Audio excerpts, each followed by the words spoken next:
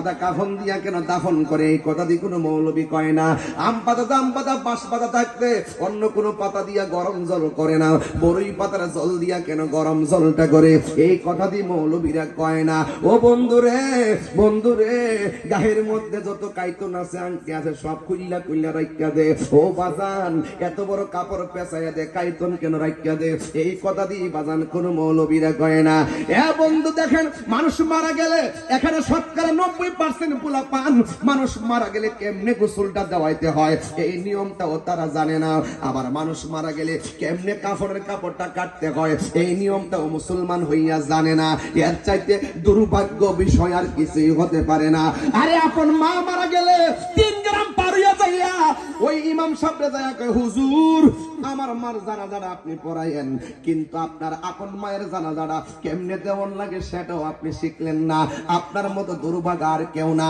আরে গোসল করাইতে গেলে চারদিকটা কাপড়টা নয় গোসল করা, ওই গোসলের ভিতরে অনেকে অনেকে অনেকে ঘৃণা করে যায় না, ওই গোসল করাইতে গেলে আমার ডর লাগে, অথচ মুসলমান দরকার ছিল পানিটা আগায়া দেওয়া, ওই পর্দার ভিতরে যাইয়া আরে কোন রকম পানিটা আগায় দেওয়ার দরকার ছিল, কিন্তু আমরা যাই না।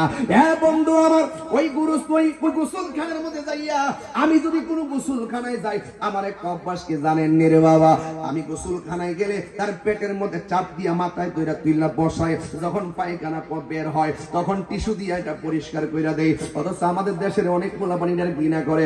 আরে বাবা ঘৃণা করেন কেন?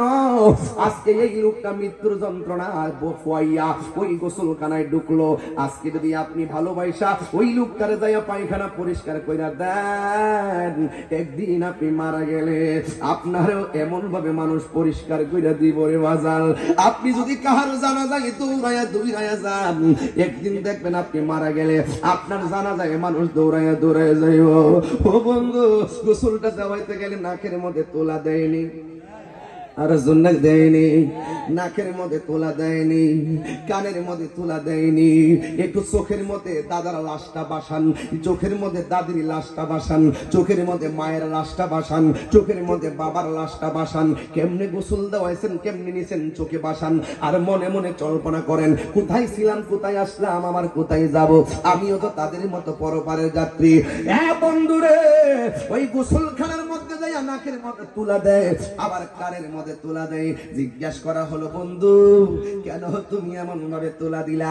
তখন কি উত্তর দিয়ে জানেননি? কয় আমরা পানি টাইলা গোসল করামু, নাক দিয়া যদি ভিতরে পানি যায়, কান দিয়া যদি পানি যায়, অথচ নাক দিয়ে পানি গেলে কোনো কিছু হয় না, কান দিয়ে গেলেও কোনো কিছু হবে না, সে লড়তে পারে না, সরতে পারে না, লাশ হয়ে পড়ে আছে। এরপরে দুনিয়ার মানুষ কয় নাকের মধ্যে তুলা দিছি ভিতরে যেন পানি না যায়, কানের মধ্যে তুলা দিছি যেন কানের ভিতরে পানি না যায় রে বাবা। এই জিগাইলাম কেন দিছো? কয় মায়া লাগে। কয় জানি না কেমনে কানের মধ্যে পানিটা ঢুকাইতাম, জানি না কেমনে নাকের মধ্যে পানি ঢুকাইতাম।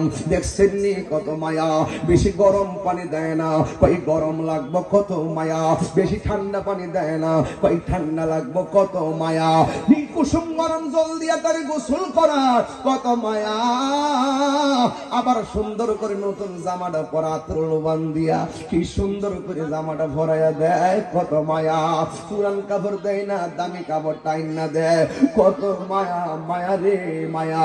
আবার দেখো সবাই আস্তে আস্তে কইরা লাশটার দইরা ওই খাটের মধ্যে শোয়া দেয়, কত মায়া। দেখবেন কোন মানুষ